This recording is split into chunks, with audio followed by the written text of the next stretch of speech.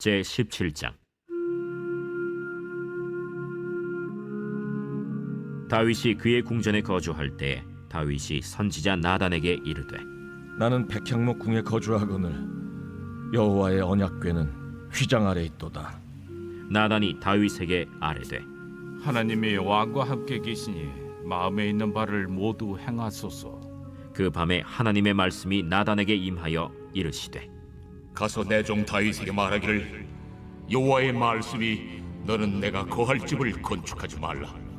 내가 이스라엘을 애굽에서 올라오게 한 날부터 오늘까지 집에 있지 아니하고 오직 이 장막과 저 장막에 있으며 이 성막과 저 성막에 있었나니, 이스라엘 무리와 더불어 가는 모든 곳에서 내가 내 백성을 먹이라고 명령한 이스라엘 어느 사사에게 내가 말하기를, 너희가 어찌하여 내 백향목 집을 건축하지 아니하였느냐고 말하였느냐 하고, 또한 내 종 다윗에게 이처럼 말하라.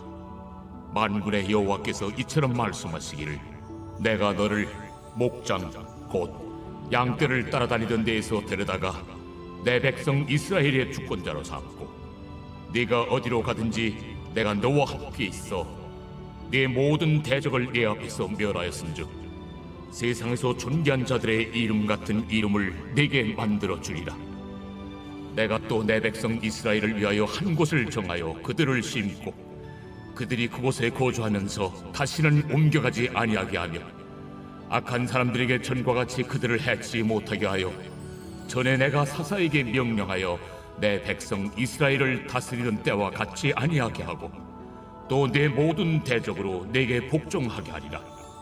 또 내게 이르노니, 여호와가 너를 위하여 한 왕조를 세울지라.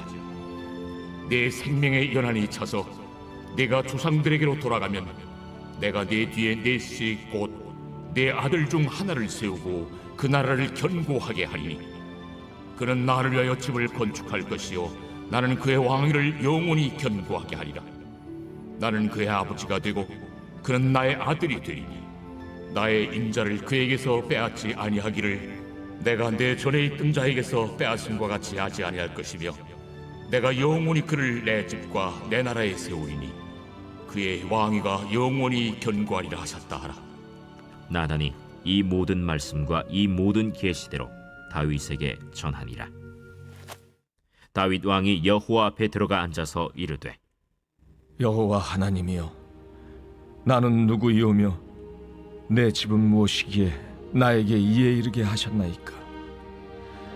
하나님이여, 주께서 이것을 오히려 작게 여기시고 또 종의 집에 대하여 먼 장래까지 말씀하셨사오니, 여호와 하나님이여, 나를 존귀한 자들 같이 여기셨나이다. 주께서 주의 종에게 베푸신 영예에 대하여 이 다윗이 다시 주께 무슨 말을 하오리까? 주께서는 주의 종을 아시나이다. 여호와여, 주께서 주의 종을 위하여 주의 뜻대로 이 모든 큰 일을 행하사 이 모든 큰 일을 알게 하셨나이다. 여호와여, 우리 귀로 들은 대로는 주와 같은 이가 없고 주 외에는 하나님이 없나이다. 땅의 어느 한 나라가 주의 백성 이스라엘과 같으리이까?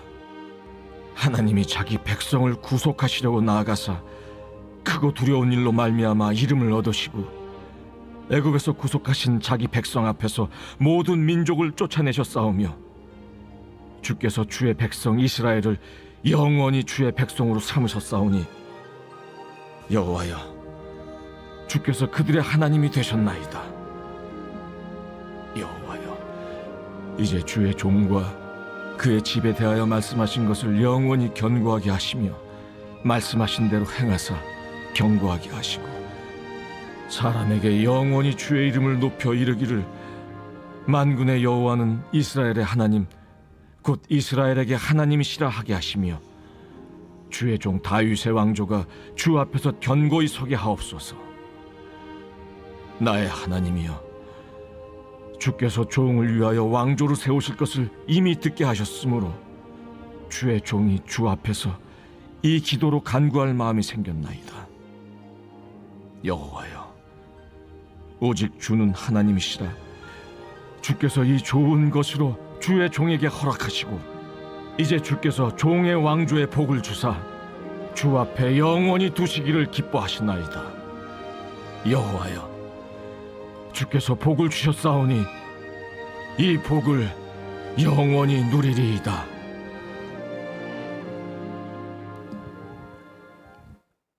빛이 있으라. 오늘도 말씀의 은혜와 지혜가 저와 우리 성도님들의 하루를 빛나고 복되게 하시리라 믿고 감사를 드립니다. 자, 오늘 우리가 함께 나눌 말씀은 역대상 17장입니다. 하나님의 언약궤를 옮기는 일이 시작된 13장부터 계속 이제 언약궤와 관련되어서 또 어제는 감사와 찬송을 드리지 않았습니까? 그래서 그 모든 과정의 가장 절정이 바로 오늘 본문 역대상 17장이라고 볼 수 있습니다. 그러니까 역대기는 이제 포로에서 돌아온 자들을 향하여 쓴 글이죠. 그러니까 그들에게 가장 중요한 것은 무엇이었느냐? 역대기를 시작할 때 우리가 함께 말씀을 나누었는데 나는 누구인가 하는 것입니다. 그러니까 민족의 정체성을 확립시켜 주기 위해서 아담으로부터 시작되는 그 족보가 기록이 되었습니다. 그리고 그 족보는 메시아가 오실 길들을 준비하는 바로 족보였죠. 그래서 유다 지파가 중요했고, 그래서 또 어때요? 다윗 왕조가 중요하게 다루어지고 있습니다. 그리고 또 하나가 언약입니다. 그러니까 하나님께서 아브라함과 다윗에게 주신 그 언약이 예수 그리스도를 통해서 성취되는 거죠. 그래서 마태복음 1장 1절이 아브라함과 다윗의 자손 예수 그리스도의 계보라. 그래서 아브라함에게 준 약속, 그리고 다윗에게 준 약속이 누구에게? 그렇죠. 예수 그리스도를 통하여서 성취된다. 그 모든 구속사의 여정을 보여주기 위함입니다. 그리고 또 하나가 바로 성전이죠. 여러분, 구약에서 있는 장막, 성막, 성전 다 무엇입니까? 그렇죠. 이 땅에 육신이 되어 오실 예수 그리스도의 그림자입니다. 자, 그래서 족보, 다윗 왕조, 그리고 언약, 그리고 성전, 이 네 가지 단어가 이 역대기를 우리가 묵상하고 읽는 것에 중요한 키워드라고 할 수 있습니다. 그리고 이 모든 것들은 다 어디를 향해서 가고 있다? 그렇죠. 예수 그리스도를 향해서 가고 있습니다. 그래서 오늘의 27장 본문은 하나님이 다윗에게 주시는 영원한 집, 그 약속의 말씀입니다. 1절 같이 읽겠습니다. 다윗이 그의 궁전에 거주할 때 다윗이 선지자 나단에게 이르되 나는 백향목 궁에 거주하거늘 여호와의 언약궤는 휘장 아래에 있도다. 그러니까 다윗이 이 하나님을 향한 열망은 방치되어 있던 언약궤를 예루살렘으로 옮겨오는 것에서 끝나지 않고 또 그분의 위엄에 걸맞는 아름다운 집을 건축해 드리는 것까지 이제 그 소원이 생긴 거죠. 그래서 그것을 나단에게 말하니까 나단도 흔쾌하게 동의합니다. 그러니까 언약궤를 옮겨왔으니 그것에 걸맞는 집을 짓는 것은 우리가 그냥 생각했을 때 그 다음 과정으로 너무 당연한 과정인 것 같습니다. 그런데도 불구하고 하나님의 응답은 달랐습니다. 우리가 4절 같이 읽겠습니다. 가서 내 종 다윗에게 말하기를 여호와의 말씀이 너는 내가 거할 집을 건축하지 말라. 건축하지 말라. 하나님께서는 왜 이렇게 말씀하셨는가? 그 이유에 대해서 이제 5절과 6절에서 말씀하고 있습니다. 5절과 6절도 같이 읽어보겠습니다.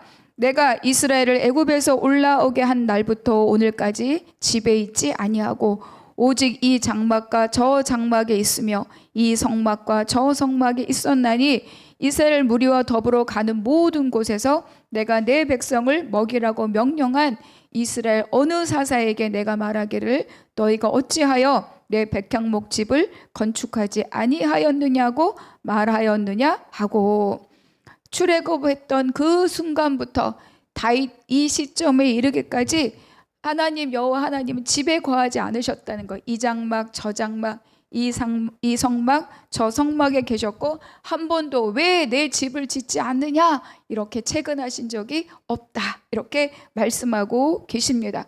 왜 그럴까요? 하나님의 거처는 바로 이스라엘 백성이 곧 하나님의 거처이기 때문입니다. 성막을 지으라고 하실 때도 내가 너희와 함께 거하기 위하여 내가 거할 집을 너희가 지으라, 이렇게 출애굽기에서 말씀하지 않으셨습니까? 그러니까 하나님의 거처는 성막이냐 집이냐가 아니라 이스라엘 백성들이 곧 하나님의 거처라는 것입니다. 그러니까 하나님은 이스라엘 백성들과 함께 계시고 그들이 머무는 곳에 함께 머무르시고 그들과 동행하시고, 그렇죠? 그 자리에 임재하는 분이시지 근사한 집에 탁 자리 잡고 앉아서 대접받는 분이 아니다, 이렇게 말씀하고 계십니다. 광야를 지나왔던 여정, 그리고 가나안을 정복하는 전쟁의 과정, 그리고 또 왕조가 세워지고 가나안에 정착하는 모든 과정 뿐만 아니라 심지어 그들이 범죄함으로 인하여서 열방에 흩어졌던 그 포로의 땅에서까지도 내가 그들에게 성소가 되었다, 이렇게 말씀하시는 분이 바로 하나님이신 거죠. 우리가 다시 한번 에스겔 말씀 읽어볼까요?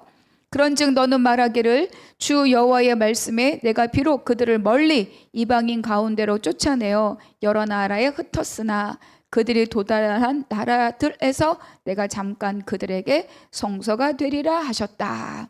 그러니까 이것이 바로 뭡니까? 이스라엘 백성과 함께 동행하고 거하시는 하나님의 존재 방식이라는 거예요.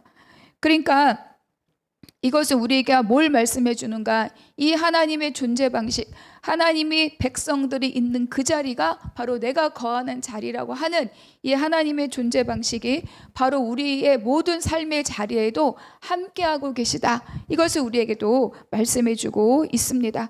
그러니까 하나님의 이 존재 방식을 잘 안다면 우리가 교회에 와서 사람들 앞에 행동하는 언행이나 뭐 일터에서나 가정에서나 또 뭐 쇼핑하러 가서나 음식을 먹으러 가서나 다 어때요?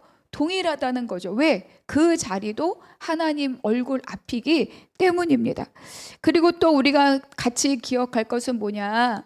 내가 지금 광야의 길을 걷고 있든 수르를 걷고 있든 뭐 아말렉과 대치하고 있든 또 잠시 휴식의 자리에 있든 안식의 자리에 있든 그 자리에도 어떻습니까? 하나님이 함께하고 계시다. 이거를 우리가 함께 기억을 해야 됩니다.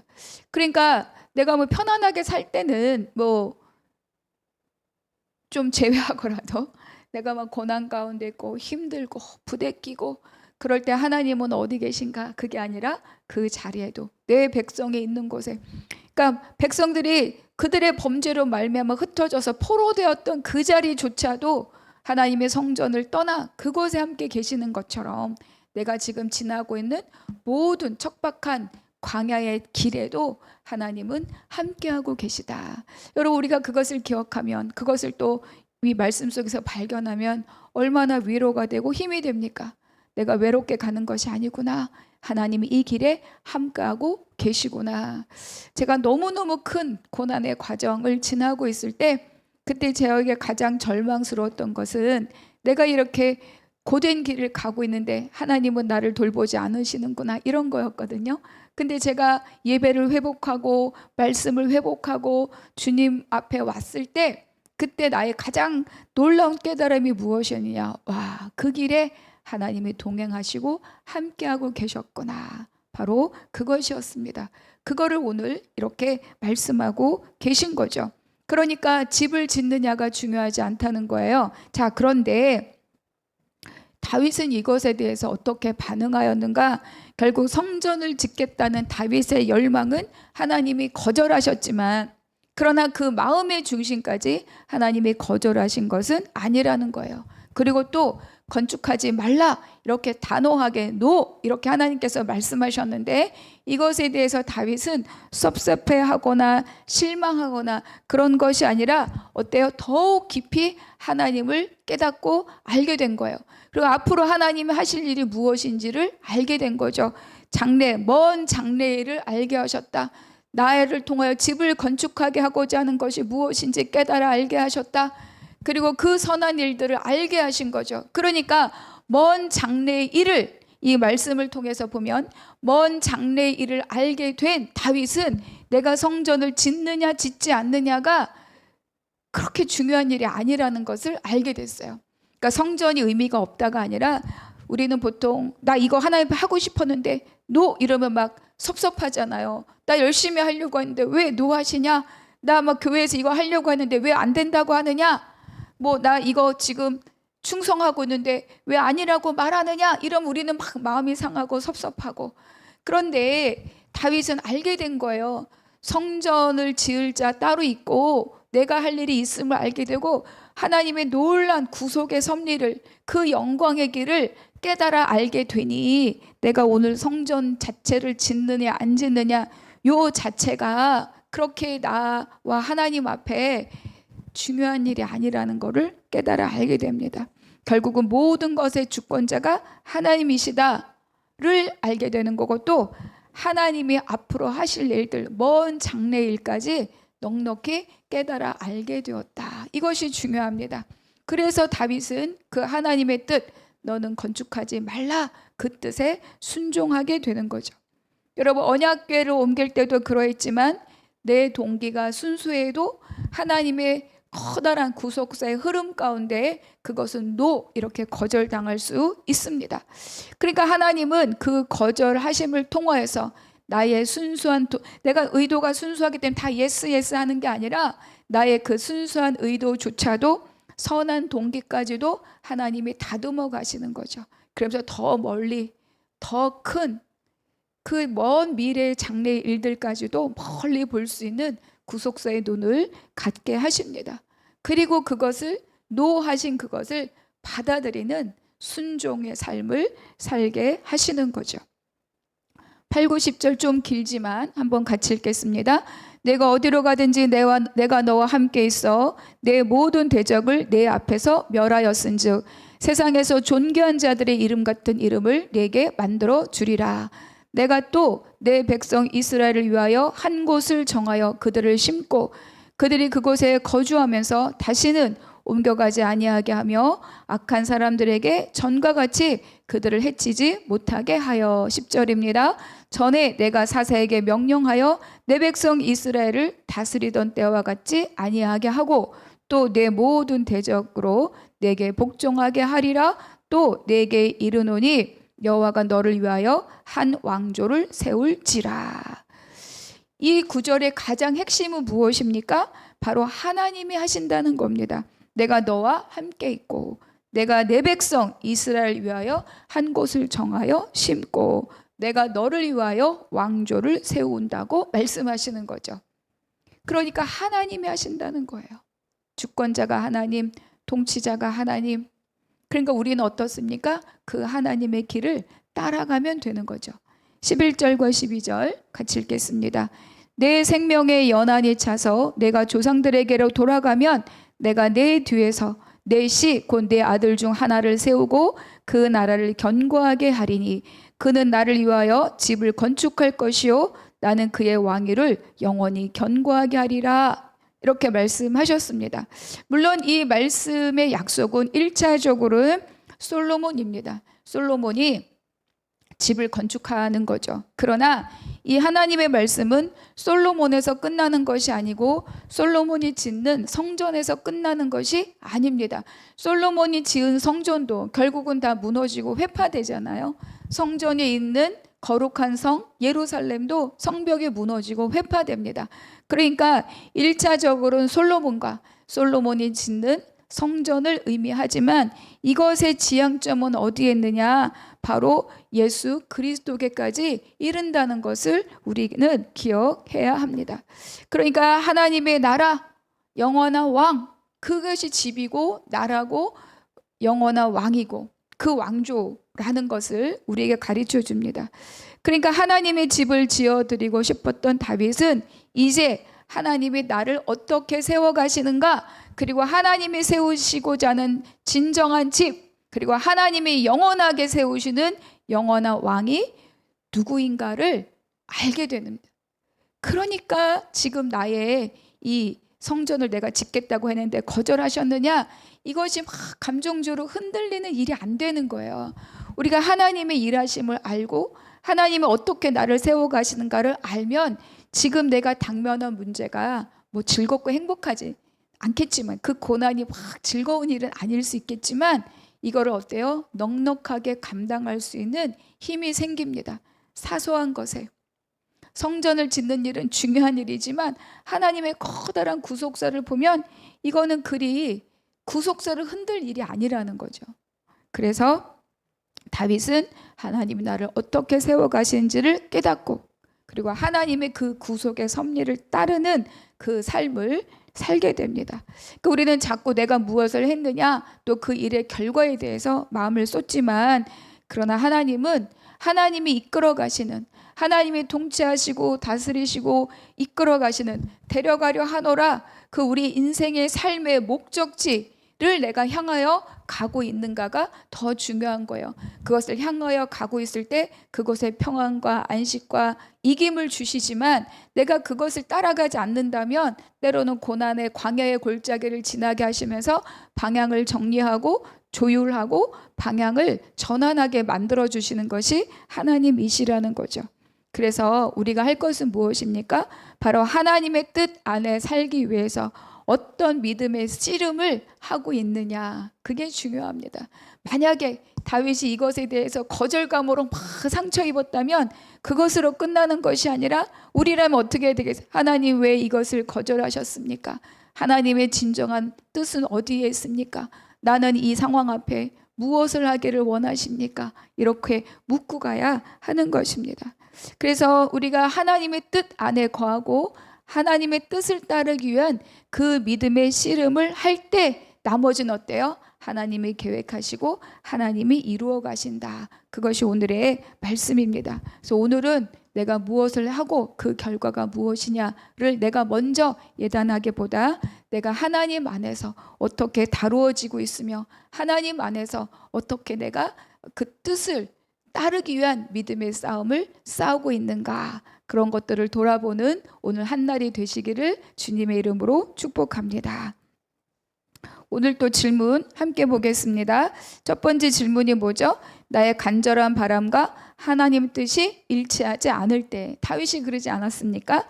하나님의 뜻을 받아들일 준비가 되어 있습니까? 네, 그렇습니다. 하나님. 옳습니다. 하나님. 이것을 하는 게 진정 믿음의 힘입니다.